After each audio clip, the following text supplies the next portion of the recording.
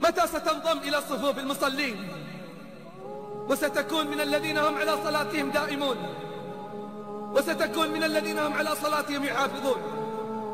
متى ستستقيم وتعلم أن أعظم أمور الدين بعد توحيد الله المحافظة على الصلوات؟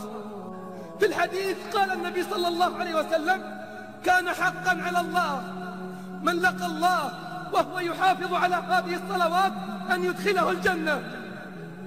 حق على الله من لقي الله وهو محافظ على هذه الصلوات أن يدخله الجنة. قال أبو ذر: وإن زنى وإن سرق؟ قال: وإن زنى وإن سرق. قال: يا رسول الله، وإن زنى وإن سرق؟ قال: وإن زنى وإن سرق.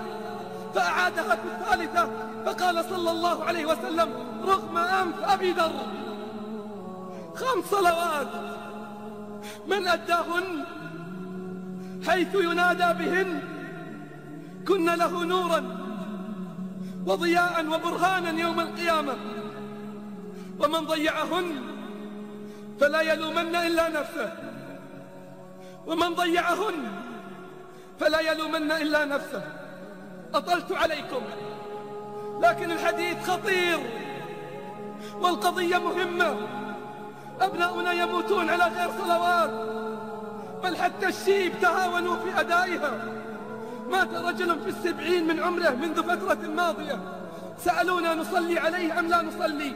قلت: ولماذا لا تصلون عليه؟ قالوا: ما سجد لله سجدة من قبل. مات أحد الشباب في مقتبل العمر، فلما غسلوه وبدأوا بتغسيله انقلبت بشرته من البياض الشديد إلى السواد الشديد. خاف المغسلون وخرجوا من مكان التغسيل، فإذا بالأب في خارج المغتسل يدخن. قالوا: من الميت؟ ميتكم؟ قال: نعم. قالوا: ما خبر هذا؟ قال: الأب لم يكن من المصلين.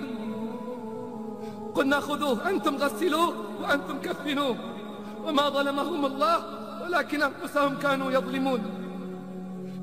اتقوا الله عباد الله وحافظوا على الصلوات وانتهوا عن الفواحش والمنكرات. اتقوا الله، ومن تقواه المحافظة على أوامره. تريد ضمان لخاتمة حسنة؟ من صلى الفجر في جماعة فهو في ذمة من؟ في ذمة الله، يعني في حفظ الله ورعايته.